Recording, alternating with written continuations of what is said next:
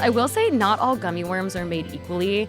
I went to 2 different grocery stores to try and find gummy worms, and they are not as common as they used to be. So then I ordered some online, and they just weren't as wormy as I wanted them to be. They were stiff. They were worms with very solidified vertebrae, I guess. This is Taste. I'm your host, Eliza Barbanel. Zine is an independent print magazine exploring society through sweets, co-founded by pastry chef Tanya Bush and me, Taste contributing editor Eliza Barbanel. The 5th issue, Candyland, explores candy's connections to the natural and unnatural world. Today on the show, Tanya and I unpack how we made the new issue and the many cultural connotations of candy. Also on the show, Candyland contributor Amy Rose Spiegel reads her essay, Finding Sweetness at the End of the World, on the doomsday preppers stocking their bunkers with candy, and speaks with me about how she reported the piece.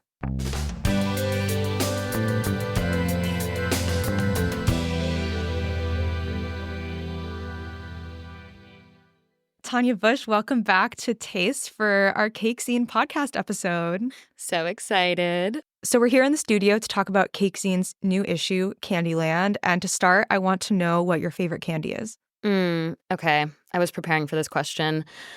I'm a Whoppers girl myself, which I know is sort of a divisive candy because some people don't love malt, but I'm a Malteser's Whoppers girl for sure. You love malt. You're a malt's #1 fan. It's my #1 food. How do you eat Whoppers? Are they on their own?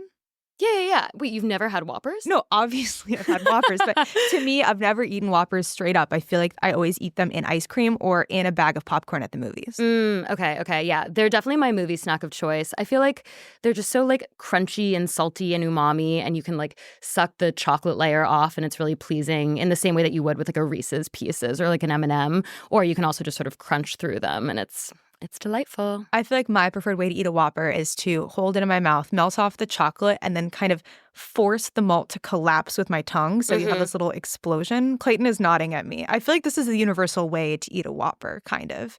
But they're dry. They're hard to eat in large quantities. Oh, I think they're very easy to eat in large quantities. I mean, maybe not as easy as a gummy worm or something, but they go down easy. Slurping up those gummy worms. My favorite candy is a Reese's Cup. I love chocolate peanut butter. And I've tried the Justins. I've tried the kind of fancier versions that have entered the arena. And I honestly don't think they're as good. I think you need the kind of weak milk chocolate with the peanut butter. Have you had the Trader Joe's ones?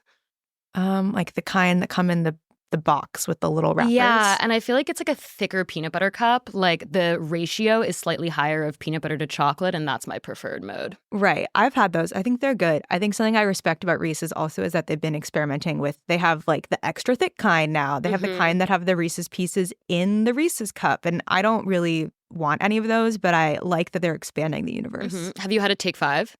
Oh my God, no. But in the second half of this episode, Amy Rose Spiegel, who's one of the contributors to the issue, reads her piece. And I did a little interview with her, and she talked about her love of Take 5s and how they are kind of the more is more school of peanut chocolate candy. Totally.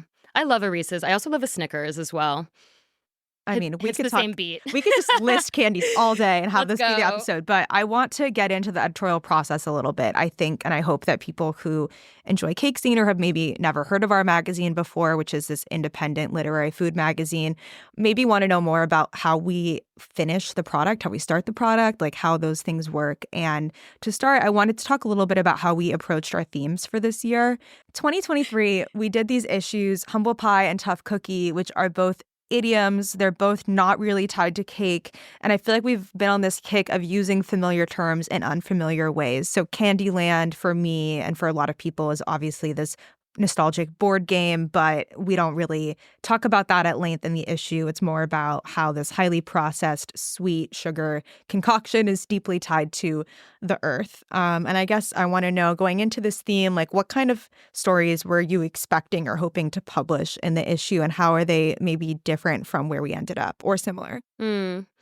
Yeah, I mean, I feel like I had whiplash because we spent a good amount of time thinking about ice cream as our initial theme, and it was only very late in the game that we decided to shift to candy. We hadn't really aligned on a lens that felt quite right for ice cream, and then when we thought of Candyland, with me, you, and Noah sort of hurling possible themes at the wall at my house, we all were like, yeah, this seems to have it. And we obviously always do some research, in advance to see if the theme has legs. And, I think I was surprised by how much candy relates to the natural world, thinking about like Jolly Ranchers and candy corn and Pop Rocks and rock candy. Cotton candy. Cotton candy, of course. So it felt like there was like a surfeit of possible approaches. And I was sort of excited to be surprised. I feel like in issues past, I've been like, I really want a piece on, something really specific, like on the Americana of, pie or, like poisoning and punishment in Wicked Cake. But for this, I was ready for something sort of new and unexpected and subversive. And I do feel like we got that, right? I feel like, we were hoping for subversion of theme, which is something we always, court and get excited about. And we have that in, the Candyland board game sort of taxonomy. We have that in, the Raver Candy sort of like techno early 2000s beat. I think that we, in the same way that we do for most issues, we solicit certain pieces from writers that we admire. And, we have Sinai Limwan, who is a good friend of mine and someone who wrote for our first issue for Sexy Cake. And to have her fiction in the issue was super exciting. And then to have her in tandem with a recipe developer who's making a candy inspired by her story was something I was super excited about. And Rie that I hadn't, Rie McClenny, that I hadn't quite expected. And then, I think we did our first piece with Leslie Jameson, which was really exciting. She's a writer who I've admired for a long time. And she has a lot of candy actually in her new memoir, Splinters. And so it felt like sort of the perfect theme for her to write about. Yeah. Oh, I forgot to tell you, I have a Leslie Jameson fun fact, which is that my aunt texted me and said that Leslie Jameson was a student at the school that my aunt is a librarian at. Oh my God, crazy. And she was like, Leslie Jameson was a student of mine. I can't believe that I've been at the school for so long, but it was so special to get that. I was revisiting our pitch guide, which is how we start every issue, is just kind of framing up the way we think about the theme and potential topics we want to see covered. And, we did actually write, like, please pitch us on these topics, because I think sometimes writers would see a pitch guide and think that if it's in that, somehow it's been claimed already. And I think that we did a pretty interesting job of hitting on some things and then also some things that didn't quite make it in. I thought maybe I would read like a paragraph from it if you're interested in revisiting the near past. Please do. Okay. Analyze candy names that borrow from Mother Nature, like candy corn, cotton candy, or Pop Rocks. Dig into confections that highlight fruit and other natural ingredients from the land, like candy apples, saltwater taffy, or tong hulu. Explore the surreal world of artificial fruit flavorings or fruits with artificially inspired flavors, like cotton candy grapes. Figure out what made those ranchers so jolly anyways. Investigate the origins of Hershey's theme park, visit warehouses filled with strange candies that have been lost to time, dive deep into raver candy culture and the sweetness of plur, review the use of sugar in sculpture by contemporary artists like Cara Walker and Felix Gonzalez-Torres, or take us through a close reading of candy as utopian metaphor in folk songs. You can even take on the board game as long as we don't get sued. So we have not yet been sued. We do have a piece that talks about the history of this board game. We do have Maya Kosov, who grew up in the Hershey's town and worked at the theme park, writing about that childhood. And we do have Simon Wu, who's writing about candy culture. But these kind of like Hulu as well. Tong Hulu we have covered. Jess Ang wrote that story for us. We have this artificial fruit flavoring. So I think we hit on a lot of this, and then some of them maybe fell through the cracks. But that's what's so fun about putting together this issue, is that there are also things that weren't a part of it at all. I think something also we talked about a lot when we were starting this was how we wanted to approach recipes in the magazine. I think candy for most home cooks is kind of the last frontier. Like, I personally am uninterested in making candy. And so we kind of landed on wanting recipes that maybe use candy as an ingredient, or maybe it's a simple candy, but like no one needs a thermometer. I'm curious for you as a pastry chef and a baker, like, have you made candy before? How do you kind of approach candy as an ingredient? Yeah, totally. I've made some iterations of candy before. I made edible glass for Tables of Contents, which is like essentially like a really thin, like hard candy, sort of akin to a brittle. Of course, we make caramel, but I'm definitely not making like lollipops or like homemade Sour Patch Kids at the restaurant. I feel like to me, I like to take like the traditional trappings of candy and sort of like apply those flavors into a dessert. So one of my favorite candies when I was growing up was like an Almond Joy. And I love the combination of like almond and coconut and chocolate. And I've done a cake that is sort of inspired by that. You know, Whoppers, of course, I'm incorporating malt into as many possible contexts as I can. And then, of course, you know, I use citric acid a lot, actually, which is, you know, like a constitutive ingredient in sour candies. It's the thing that makes your tongue zing. And it's like a really Is that like a real slogan, or did you just make that No, up? I just made that up. It was genius. Yeah, you can take that, Sour Patch Kids. Like citric acid. Citric acid, yeah.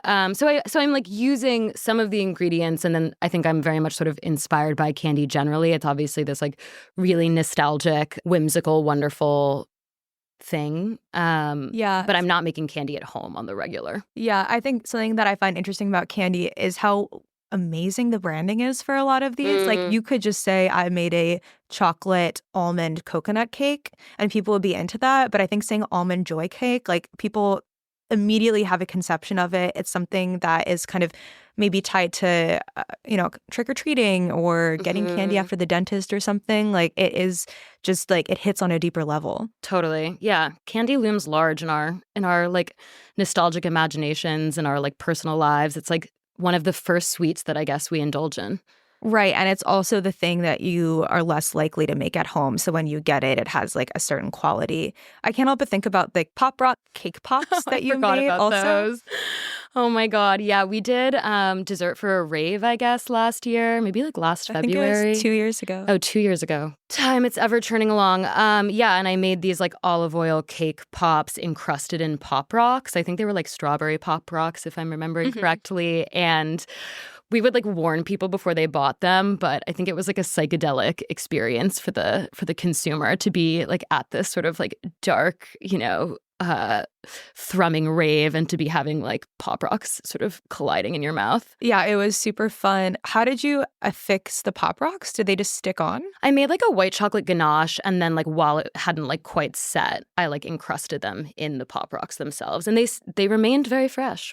I really think this is an idea that has legs. I think there's something that's so fun about a Pop Rock cake pop. Maybe it could be in the center as well for like a secondary surprise. Would that be hard to do? Ooh, I don't even know how I would do it. I mean, you could probably like coat it in chocolate and then it's like Pop Rocks all the way down, Like it's like a Tootsie inside Pop. of a turtle, inside of a turtle, inside of a turtle. Yeah, it's a Tootsie Pop, exactly. So Whoa. looking at the recipes in this issue, do you have any favorites that you would want to shout out? So we only have 3 recipes in this issue. And as Eliza said, we prioritize recipes that use like a packaged candy as an ingredient. So the Dirt and Worms tiramisu, which is obviously this sort of like, soil-forward dessert, was really fun to make. Right. So just if you haven't had this, it was very big in the 90s, I would say. It's a pudding cup with Oreo quote unquote dirt on top and then gummy worms on top of that. And to me, it was very much like a after school, maybe like birthday party kind of dessert. Totally. Yeah. We were all eating like chocolate pudding all the time, I feel like. I feel like the late 90s, 2000s was very into like freak out kind of cuisine in general. It was also like the Nickelodeon slime era. So I feel like to eat Dirt and Worms was super cool. And then Zoe Denenberg took this very nostalgic dessert and made it into a tiramisu. Yeah. She sort of like elevated it. In her head note, she talks about how she's more accurately like encapsulating the soil stratification, which I think is hilarious. But yeah, she takes the sort of like traditional hallmarks of the dessert, the chocolate pudding and the crumble, and then she soaks ladyfingers in cold brew and adds a sort of whipped mascarpone topping. And I actually made it, I guess, a couple weeks ago now, and it was so delicious and delightful. And how fun was it to kind of sprinkle gummy worms on top of tiramisu? Oh my God, it was ridiculous. I will say not all gummy worms are made equally. I went to 2 different grocery stores to try and find gummy worms, and they are not as common as they used to be. So then I ordered some online, and they just weren't as wormy as I wanted them to be. They were stiff. They were worms with very solidified vertebrae, I guess. I don't know. A sentence that's never been said on this podcast. Yeah. But yeah, I mean, I think I love all the recipes. I think like Fabian van Hausk is a pastry chef who I've admired for a really long time. And Of Wild Air and Contra. yes, and he has like a take on a classic Mexican candy from his childhood called alegría, which translates to joy in Spanish. And it's like puffed amaranth. And then he combines it with like a honey caramel and gianduja. Which is like Nutella, right? Exactly. Yeah. It's like basically like chocolate with hazelnut paste sort of incorporated into it. It's sort of like, to me, like a elevated Rice Krispie treat, and is just like, I think, such a brilliant idea. And he talks about how his father would crumble it over his yogurt in the morning, and he served it in a variety of sort of plated dessert contexts at Contra. So that was really exciting to like have that recipe that is sort of a cornerstone of his baking. I think he said it's his favorite dessert that they have done so far, which I think as a restaurant owner that we admire, it's always fun to get a special recipe like that. And then the third recipe is from Rie McClenny, and it's this Japanese rock candy, which is super beautiful. And I think probably the closest to like formal candy making that you would experience in this book. But it has like this narrative that goes along with it by Sanaya that you're talking about. And I think it makes it feel worthwhile to make it.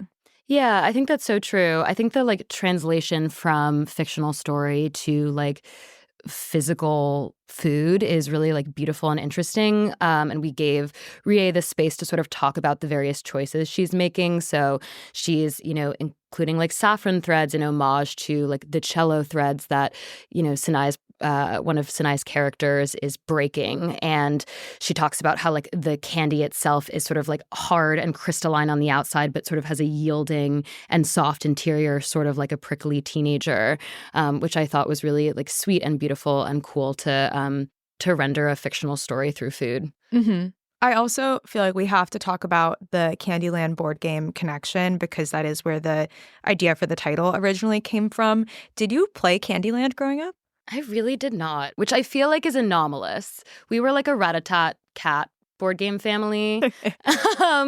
Maybe like we did some card games, but Candyland was not really part of the classic games we played. I mean, I would say it's not a very good board game. I don't think anyone would really take issue with that. It doesn't have stakes, really. It's kind of impossible to lose, but it's been around since the 50s, and it's something a lot of people have grown up with because of that. It is one of these kind of early Americana board games. And I think when we received this pitch from Elaine Mao talking about the history of the changes to Candyland over the years, I was really intrigued, because to me, I haven't even thought about the board game as changing, because like the version that I had at home is the version in my head, and I have never sought out to buy it since. But her piece is about how like it's actually evolved so much over time, and how some of those changes have actually mirrored like major global events that are happening. And I'm curious, like for you as someone that never played the board game, like what was it like to kind of read about it in that way? I mean, I think obviously Candyland is just sort of an iconic board game. It like looms large in our popular imagination. So even if I didn't like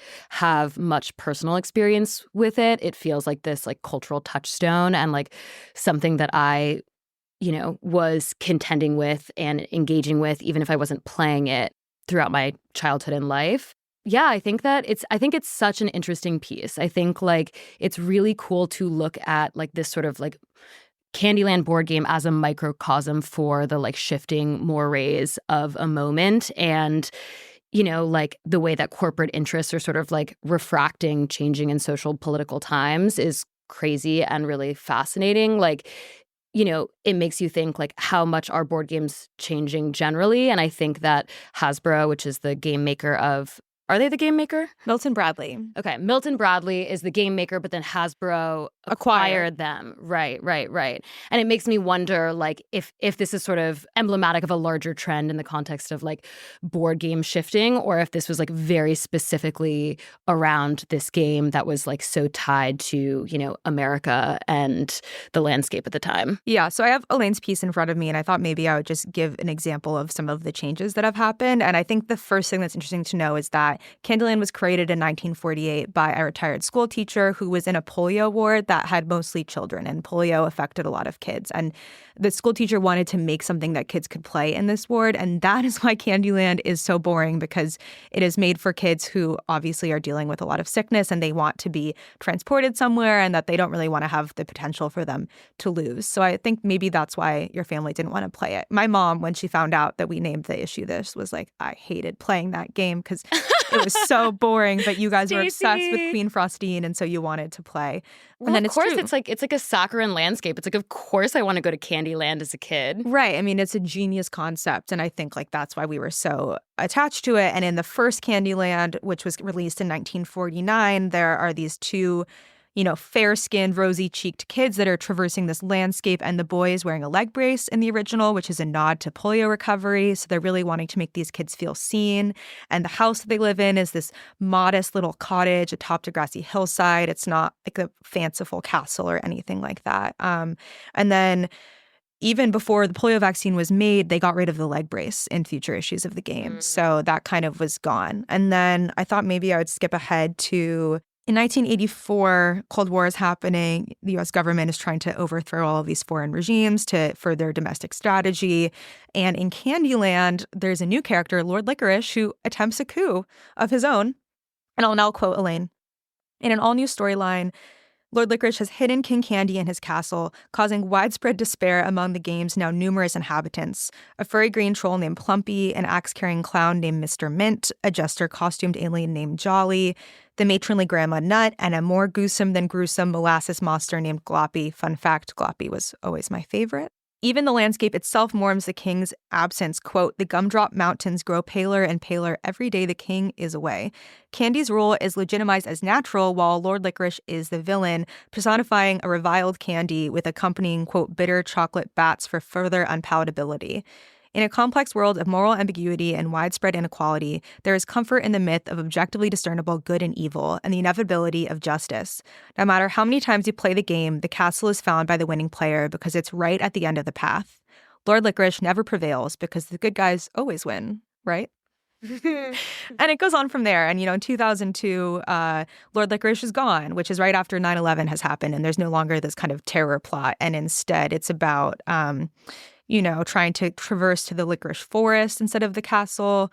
Queen Frostine was previously adrift on the ice cream float in the ice cream sea, but now she is Princess Frostine skating across a lake. Maybe that's because the ice caps are melting by this point. You can read on from there, and obviously I think I don't want to go too far into ruining this board game because I still love it and want to play it when I return home. But I think that as someone who grew up playing one version, it's really interesting to think about, why would you even need to change a board game so many times, Has it changed the way that you think about the board game now?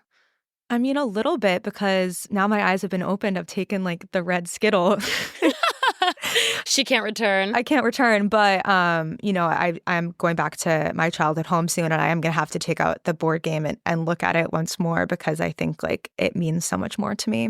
Another thing I wanted to talk about in this issue is candy trends. Do you feel like growing up you remember any interesting candy trends? I feel like Warheads for me. Yeah, there were those baby bottle pops. Do you remember those? I could sing the song right now. Yeah, me too. Baby bottle pop. Baby bottle pop. It's like the Nickelodeon commercial. Yeah, and you would dip the top of it into this sour sweet mixture, probably citric acid. Yeah, I think dipping was a trend. Also, there was Fun Dip, right? Mm-hmm. Where you would dip the lollipop into the packet of citric acid. Right. It makes me think of also Dunkaroos, which is not really a candy, but there was this the dipping trend for interactive candies. So I think there are a couple of interesting trends that we talk about in this issue. One of them being Tonghulu, which is this candied fruit skewer that originates in northern China that has been around for hundreds of years, but in the past couple of years has kind of blown up on TikTok. And I think I started sending you just videos of Tonghulu when we started thinking about the issue, just because we were so obsessed with wanting to include this. And I'm curious, as a pastry chef, why do you think this is having a moment right now? Yeah, you did send me a lot of Tonghulu videos. I feel like I love that the term that I think Jess coined, Tonghuluing. Tonghulu-fied also? Yeah, Tonghulu-fied, Tonghuluing, this act of sort of dipping anything, whether it be, the traditional hawthorn fruit or strawberries or tomatoes or something, more fanciful and strange like pickles or fried chicken into like a vat of like boiling sugar and having it like crystallize, and you now have a tanghulu skewer. To me, it's like it's a confluence of a few factors, right? It's like this sort of, visual opulence of like a skewer, this like glistening, gorgeous, very Instagrammable and highly visual treat. And then also, of course, I think that like the idea of like fruit that is candied is evergreen and like eternally satisfying and exciting to people. And it's just like a new technique, or it's not a new technique, it's an ancient technique, but I think it's something that like, of course, the internet sort of picks up on, and then like it proliferates quickly and people are, sending reels constantly back and forth and wanting to taste it. I think you're exactly right. I think there's an ASMR component also. A lot of the videos that I've seen have this crunch of someone biting through the candied exterior into the strawberry or something else. And I think for me, as someone who had never had it before, I've still never had it because every time we try to get it, it's sold out because it's so popular. We've tried. We need like a daytime trip to Flushing, I think, because we go like too late in the day whenever we've tried to get it before. But I think like candied apple is the maybe like all-American version of tanghulu that I've never been that into before because it's just kind of hard to bite into a giant candy apple and take pieces out of it. But I think the bite size element of tanghulu also, that it's these smaller hawthorn berries or strawberries or something, has appeal. It's almost like the tiny M&M versus the larger M&M and the different ratio of like filling to inside that you have. Are you a tiny M&M girl? I don't really love M&Ms in general, but I think the tiny ones are more fun, you know? Okay, interesting. I don't know. And also, I think the tanghulu thing that you're talking about before, just as the act of frying anything, Oreos, butterballs, even beer, took over local state fairs in America, the cult of tanghulu has spread far past its sweet fruit roots. So I think you're right that there is this kind of like versatile technique component happening as well. Yeah, totally. What should I tanghulu? What should you tanghulu? Yeah. Should we try tanghuluing a cake? Like cake pops, maybe? Yeah, cake pop would work. I don't think like... I like the fact that I like it when it's like fresh. Yeah. I feel like cherries would be cool. Like still, what if they were still on the stem? That would be really cute. That would be really cute. You'd have to like de-pit them though, I guess. Yeah. It's like an act of love, kind of. It would be, yeah. That would be like a laborious tanghulu.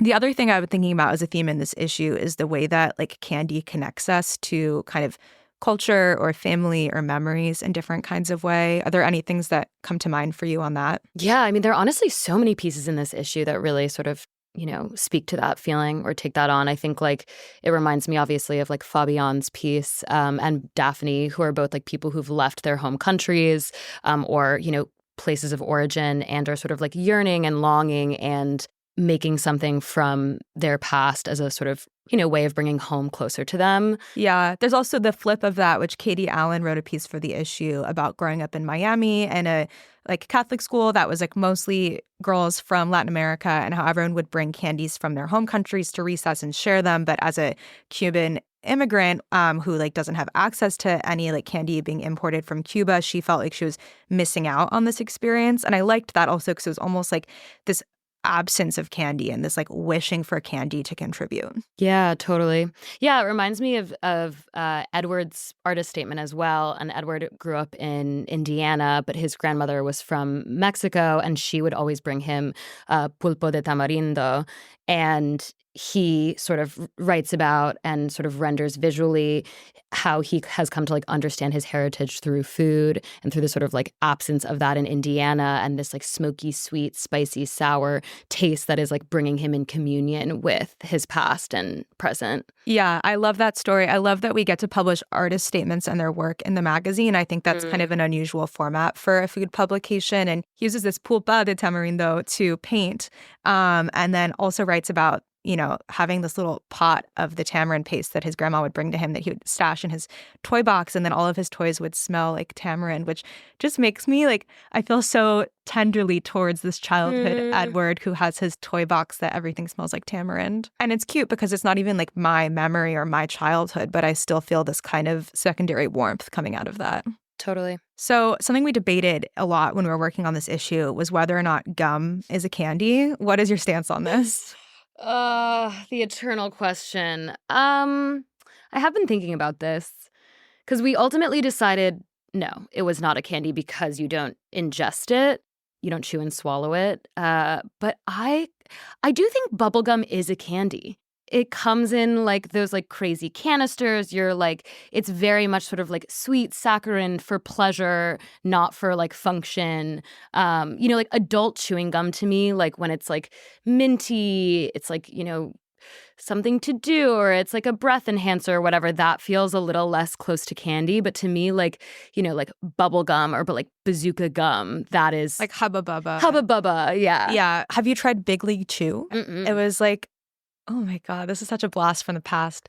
Baseball themed, like, I think it's supposed to be like chewing tobacco. It's like little worms of gum that come and it comes in like a pouch, and then you chew on it, and then it loses flavor really quickly, and you spit it out, kind of like chewing tobacco. That seems dangerous to market to the children. Yeah, it's kind of in line with candy cigarettes. Yeah. Oh, we should have. yeah. I know. I can't believe we didn't. We didn't include candy cigarettes in the issue. All right, there's always Candyland 2.0. Yeah. Well, I'm on Wikipedia right now to look up the definition of candy. And it's because Wikipedia is the source of all truth. And it says candy, alternatively called sweets or lollies, is a confection that features sugar as a primary ingredient. This category, also called sugar confectionery, encompasses any sweet confection, including chocolate, chewing gum, and sugar candy. Wow. Maybe somebody edited this because I think after we made our decision. I'm going to stand. I like what you're saying about sugary gum being the difference, because I do think like sugar is the most important part of anything being candy. Like as a child, if you gave me like carob chocolate or chocolate that doesn't have sugar, like that's for adults. What about that's not artificial really sugar though? Like aspartame? Yeah, I mean, there's a whole category of like better for you gummies that are out here right now that are trying to take that similarly. And on the note of aspartame, this writer, Hart Fargo, in our issue writes about sugar-free candy.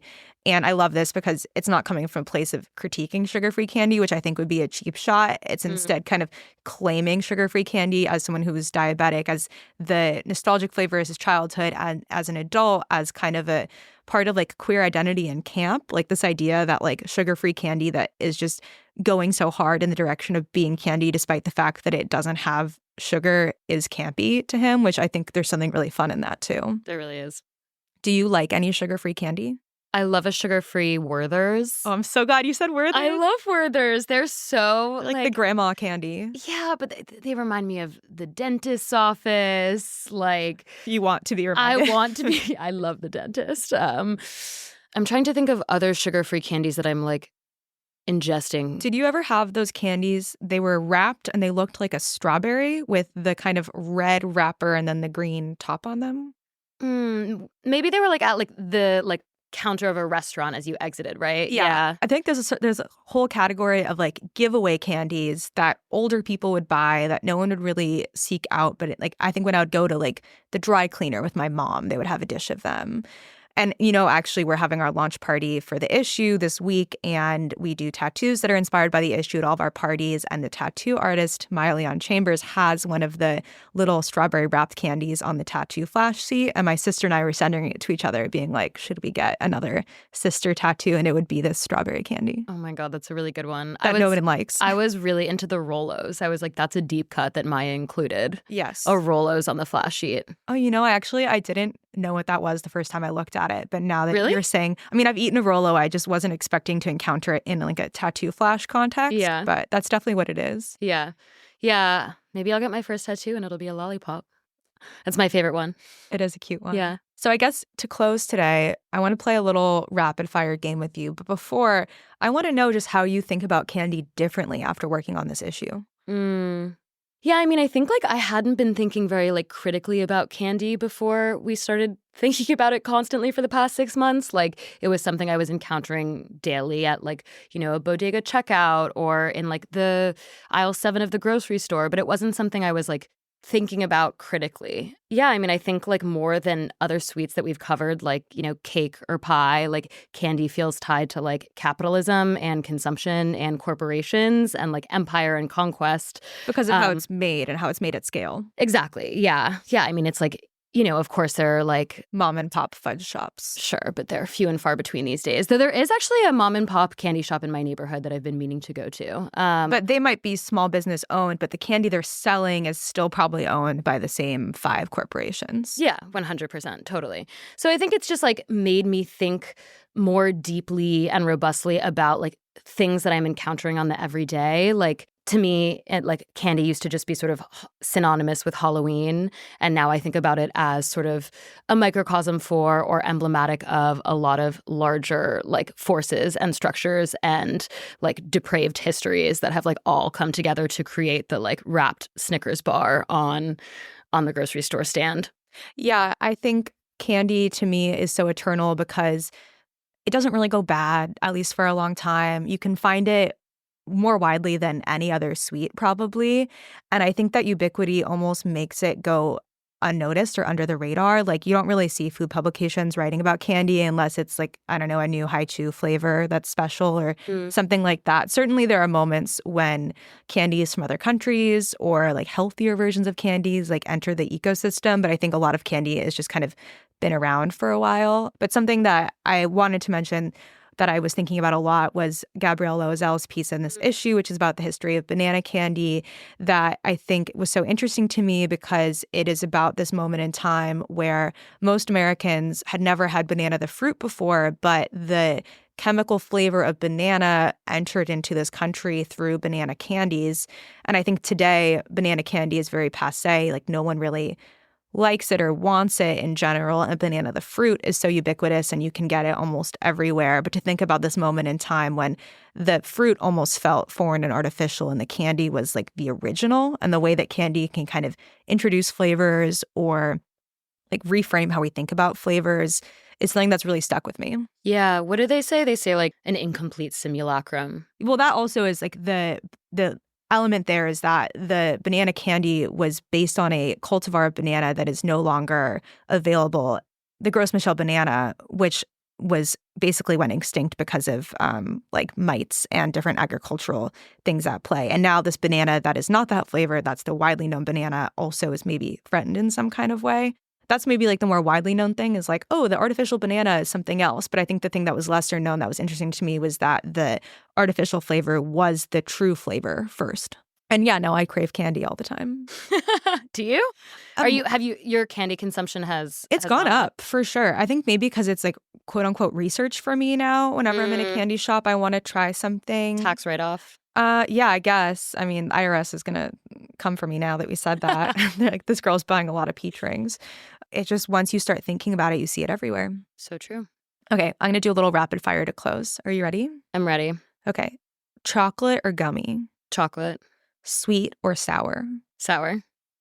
Which color Skittle? Ooh, red. Green. Green. Oh, I haven't been answering any of these. Wow. Okay, chocolate for me. Okay, so should I do it for you? Okay, ready? No, No. I'll go. Okay. Chocolate or gummy? Chocolate. Sweet or sour? Sour. What color Skittle? Green. M&M's or Reese's? Oh, Reese's. What about you? Reese's, definitely. Okay, and if you were going to give out candy to trick-or-treaters, what candy would you choose? Ooh, okay. I love that. I love that question. I used to really love the cookies and cream Hershey's bars. Like, they always felt, they're so sweet, like incredibly saccharine, but just so like pleasurable. So I think I would do those. I think I would do just a ton of Jolly Ranchers because I think there's something, Tanya just gave me a stink face. Why? Because I think it's not about me. It's about the kids, right? And I think to be a child and to be presented with all of the different colors and like think about like which one you want and choose it is like a really fun thing. Maybe it's part of like identity formation when you're a child. I don't know. I just like want to have the option. You know? That's so funny. I feel like the kids who are coming to your house and seeing Jolly Ranchers are like bummed. No. Jolly Ranchers are like, I don't know. I mean, maybe I'm being a Jolly Rancher hater, but I'm not a huge fan. I don't think we approach trick-or-treating in the same way, which for me, it's all about bartering. And you get to take a couple of Jolly Ranchers first. It's not just one. That would be rude. But who's going to trade a Hershey's Cookies and Cream bar for 3 Jolly Ranchers? I mean, how are you doing king size? Yeah, I'm going king size, girl. Oh, I can't compete if Yeah, you're you doing king can't. size. Well, it won't be for the king size, but someone's going to want an Almond Joy and they're going to trade 3 Jolly Ranchers for it. And you know what? That's going to happen because of me. I'm glad to hear it. Thank you so much for talking about candy with me. If anyone is listening and they want to hear about it even more, you can pick up the latest copy of Cake Zine at cakezine.com or look for a stockist near you. Thank you.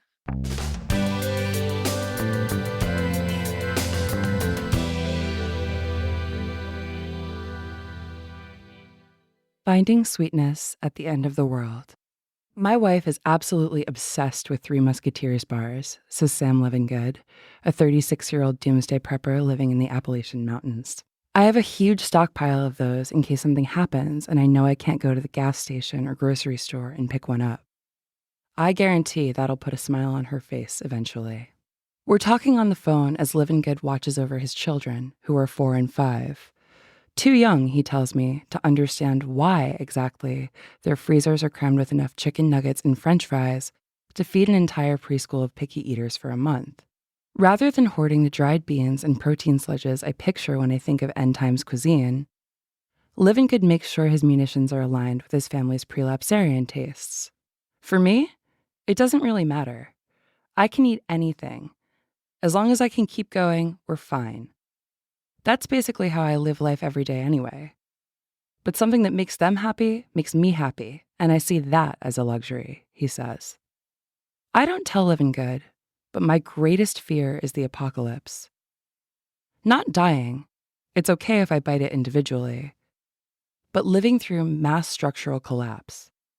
3 suns flicker in the sky, the Brooklyn Bridge is melting. I'm impotently dragging the couch in front of my front door as a blockade. Despite his best intentions to project an air of calm, the mayor weeps on the local news before the TV signal suddenly blinks out. That kind of a zone. What scares me about the apocalypse is the threat of pleasure annihilation, a jagged turn towards sheer survival. Having a great time is my primary motivation. I eat Reese's Take 5 bars for breakfast at least once a week. I wrote a whole book about sleeping around as a personal belief system, and half my paycheck goes to poisoning my hair until it's the color of a spotlight. While I usually see nihilism as the thought mode most conducive to my way of being, like, if nothing matters, why not party, try to live my values, and otherwise fully orient myself around beauty, I'd prefer not to have that logic stress-tested by napalm or, revenants. Unlike me, many preppers aren't afraid of the apocalypse. They're ready. Some of them are even planning to enjoy it. One late night, freaking myself out online for fun, I learned that it's fairly common for end-timers to ferret away candy alongside their toilet paper and firearms. Reviewing TikTok and Reddit posts from the fringe, I wasn't cheered to learn that Red Hots last indefinitely. Red Hots suck. But freeze-dried Skittles? Potentially something to survive for. Preppers use the shorthand SHTF, when shit hits the fan, as a catch-all for whatever cataclysm awaits us. Nuclear war, alien invasion, dystopia of any flavor. In anticipation of the big one, they amass supplies. SHTF staples include water filters, portable generators, fireproof blankets, and MREs, or meals ready to eat. Dehydrated food bricks that busy militaries eat on the go. Plus, peanut M&Ms or Warheads or whatever their favorite candy at checkout might be. The most seasoned survivalists especially have these extravagances. The nice thing about being a prepper for several years is that I have most of the necessities stocked up, so I have the luxury of prepping non-essential items, creature comforts. Elizabeth Villa, a 45-year-old prepper in Wisconsin, tells me via email. I dry can hot chocolate powder. I prep a lot of hard candy, like Jolly Ranchers. I picture a person in a hazmat suit dejectedly pawing through an oil drum of grapes and watermelons. Last resort flavors, even in the abundant present. Not all of Villa and Livingood's life-sustaining frivolities are edible. Lotion is my must-have, so I make sure to have plenty of my favorite kind stocked up, Villa writes. Given his kids, Livingood's more concerned about how to mollify them when tablets are kaput. We have board games out the wazoo. I have old-school TVs and Nintendos and PlayStation 1, PlayStation 2 games. That makes it easy, he says. Those actually don't use as much power as you think. Running off a solar generator's battery backup, you could actually get an hour a day out of that conservatively to get somebody some entertainment and to stop thinking about what's going on in the world around them. In addition to delighting themselves and their loved ones post-Armageddon, Living Good and Villa will rely on weaklings like me, ill-equipped fools for pleasure, and particularly those with the bad sense to live in overrun, strapped cities, to fill in whatever gaps emerge in their survival strategies, to come knocking with whatever we have in hand when their more essential supplies begin to thin. They know that once the global banking system is just a funny memory, it'll be time to cut some deals on the ground. While you'll eventually run out of batteries, human vice is an inexhaustible resource. Good, cheap fuel that burns clean. I have a list of barter items. Airplane-sized bottles of liquor, because it's easier to trade individual nips rather than pour from a big handle, since people will insist on taking the whole bottle if they see you have lots of alcohol. Tobacco and rolling papers, candy and cocoa. Decks of cards, Villa says. Coffee will become as valuable as gold if SHTF for any extended period. When times are hard, the smallest pleasures can hopefully keep people mentally prepared to survive. That's noble and strategic. In times of societal collapse, delicacies and distractions can be traded for gasoline or tampons. Living Good anticipates that other people's desires will become his family's provision and protection. It's a baked-in part of his system. Excess is both valuable and expendable. Barter with luxury items, not something you need to sustain your life, but something that someone else might need to boost their morale, Living Good explains. If somebody's wife is raging for a chocolate bar, they might do anything they can to get one to make her happier for a small amount of time. You might get something you actually need versus something that they wanted. Offering your spouse or young children a pocket of joy in a waking hellscape is pragmatic. So is counting on others' desperation for escape of any kind and promising them momentary relief and even optimism in an otherwise joyless wasteland. Luxury items, chocolate, anything that you get pleasure from every day. It's nice to have after it all hits the fan, says Living Good, who doesn't indulge in swearing. It gives you hope that something like that might come back. With a Three Musketeers bar, he'll be able to offer a taste of the ultimate luxury after the end. Time travel. Here is the world as it was.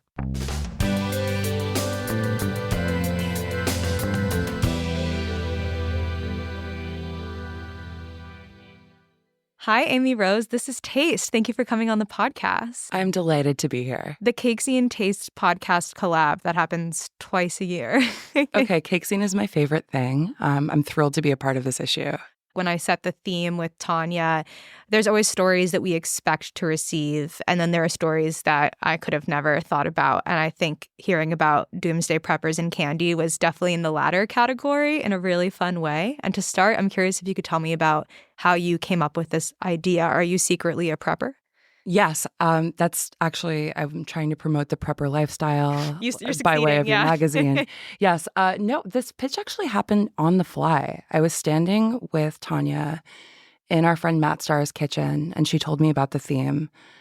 And I immediately thought it was so great and was just rattling off ideas. And this was one of the first ones that I was like, oh, and you could interview doomsday preppers about the candy that they prep for the end of the world if they do that. I wonder if they do that. And Tanya was like, will you pitch that? I at the time, I was working for a different magazine. And I was like, oh, yeah, somebody could do that. And she was like, you could do that? Yeah. And so I was immediately like, oh, yeah, I could. And I was beguiled by the idea and just wanted to talk to people who wanted to eat candy after the end of the world. Yeah. Right. So how did you go about finding the sources in this piece? Were you kind of trolling through the online forums? Yeah, absolutely. I mean, Reddit is such a wellspring of people who want to talk about their deep freezing techniques, how they can things, what works, what doesn't work. And TikTok is actually, also a really robust place to find people who call themselves like the elegant prepper mom. Or like the minimalist prepper. Yeah, kind of like that. It's really funny. Like, those videos that people will make where they're filling their like clear plastic drawers with which is kind of like meal prepping in a short-term way. Yeah. Like that, but for their bunkers. Totally like that. And so it's a similar premise. People just love to show off their, stockpiled goods of firearms and candy. Yeah. And when I first read the pitch, I think to me it made sense that people would include candy in their kits because as a food person, candy to me seems like the most indestructible dessert imaginable. Like it's hard to imagine Skittles actually going stale, not to imagine like the freeze-dried Skittle era, which I think is just trendy with people who like candy, but it does come from this kind of prepping background, right? I'm not totally sure if it does. I would imagine that it does. I think that people also see it as kind of like an astronaut food as part of the novelty. But I only recently had my first freeze-dried Skittle. And maybe like a week ago, I saw them in the grocery store. Have you been seeing them places? Well, I edited a story for Taste maybe last year about like the TikTok freeze-dried candy ecosystem that's been happening, but I still haven't tried one. So I'm very curious to know what the experience was like for you. Okay, I'm bringing you one next time I see you. But please. They're very hard and they kind of look a little exploded. Yeah. And I think I prefer the original. But the novelty factor is huge. Right. Yeah. And it's good to know, like, if I ever, needed it, it would be there indestructibly. I'm curious to hear about what to you is the most interesting or unexpected part of the reporting process, because I would imagine you had a lot of very unusual conversations. I think what I was surprised at, I sent a lot of inquiries to people. I probably reached out to like 30 or 40 people. They're like, the government is coming for us. Why is everybody asking questions about candy? I thought it was going to be like that. And instead, everybody wanted to talk to me about what their situation was.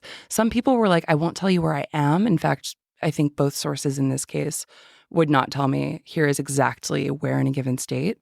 Because, of course, they don't want anybody coming for their stash. Yeah. Yeah, they're Three Musketeers. You got to keep those for your wife. But yeah, I was really shocked at how many people were so forthcoming. It seemed like there was an attitude of, I want you to know this. Like Sam Livingood really was concerned for me. He was like, you have to get out of the city. He was like, you live in New York, you're screwed. Yeah, exactly. He was like, I think you should reconsider.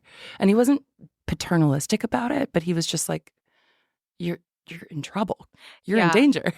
I think that's an attitude that I respect about preppers is it's almost like the really like devoutly religious people who try to convert you. Like, I don't want to be converted, but I appreciate that you truly believe that I'm going to go to hell if I don't do this and that you're looking out for me, you know? Yeah, it's absolutely like a personal belief system in which like, he was like, I like you. You seem like a nice guy. Like, get out of there. It is a little like religion in that way. The other thing that I found unexpected reading this story, like it made sense that you would want to keep candy just for something sweet, but the whole bartering aspect and specifically the fact that people will be so willing to trade medicine or gasoline for chocolate, I wasn't really in that headspace before reading it, but I think it makes a lot of sense. Yeah, and that was the thing too. That was the sort of like cynicism and nefarious part of it. Because you start with this person who's just like, yeah, I keep Three Musketeers bars to make my wife happy and Dino chicken nuggets for my kids. And then he's like, yeah, well, if you needed something, I would have it. And what would I need from you? Like, it took a turn. Yeah, and I guess it's also like the 3D chess mentality that when other people who have not been prepared are amassing their supplies after this big event happens, that they're not going to think about the luxury items. So then it's going to have more value to them. Yeah, I just wouldn't necessarily think of candy along those lines. Maybe like alcohol, cigarettes, but they were really all in on the fact that like candy would be an important form of currency. Well, I think there's the nostalgia element of it, right? That it would bring you back to Halloween or like your little treats you would buy yourself after the dentist, like back in a world when we went to the dentist still. Yeah, I think that's exactly right. And I think it has a lot to do with kids too. Like something to mollify your children. Yeah. Yeah. Yeah, the kids are really going to be difficult to control in the endgame situation. I know. That's why the PlayStation part, I was like, you're a genius. Like, oh, you figured out like how many hours of a generator you would need to give your kids screen time? Like, that is, as you put it, like 3D chess in the extreme, I think. So I have to know, after writing this piece, how is your prepping lifestyle going? I'll go through phases every few years because I really am afraid of the apocalypse. Like, I don't want it to happen. Just, I want to be clear about that. I mean, me also. But my feeling with it is like, I always have candy in my house somewhere. It's just who I am. It's how I am made. It's how I operate. But I think I've begun to keep a little bit more. Like, even at my boyfriend's house, I will keep like an extra Take 5 bar in the freezer, like a hazelnut Kit Kat bar kind of thing. Yeah. So I should probably be thinking a little bit more about, like, I don't know, rubbing alcohol or first aid kit. But I am thinking Hershey's Kiss. Honestly, I think we should just cut it there. That's such a perfect ending. But I will ask you one more question, which is if you could just briefly tell me about the appeal of a Hershey's Take 5 bar, because is it Hershey's Reese's? It's a Reese's. Yeah. The branding moved over some years back. It used to be just Take 5, and now they tried to put it under the Reese's mantle, I think, to make it more appealing to people, which doesn't make sense to me at all. Take 5 bar is great because it's everything in one chocolate bar. You get peanuts, peanut butter, chocolate caramel, and pretzel. And what could be better than everything? Again, like, I try to like heap pleasure into my life as much as I can. So I think when I first got into them, I kept fun size ones in my freezer because I thought it was such an elegant thing to do if you were like hooking up with someone and then like send them on their way. Yeah. But yeah, it's just been such a part of my life for so long. Like, it's such an uncomplicated joy for me. Well, honestly, it sounds like it would be pretty good to barter with in the apocalypse because it has so many things inside of it that people would be interested in. Totally. And we're already doing the fun size mentality when they talk about like The little the nips of nips. alcohol. Yeah. Okay. Well, I'm going to go home and buy some fun size chocolate bars on the way in your honor. Well, I'm just saying this to protect you in the apocalypse, much like Living Good did with me. Thank you so much for this. It was great. Thank you for coming on, Amy Rose. This is Taste is hosted by Matt Rodbard and me, Eliza Abarbanel. The show is produced by Shalia Harris and Pat Stango and edited by Clayton Gumbert. Theme music by Steve Rydell. Visit Taste online at tastecooking.com and make sure to subscribe to our newsletter for updates on all cool things happening.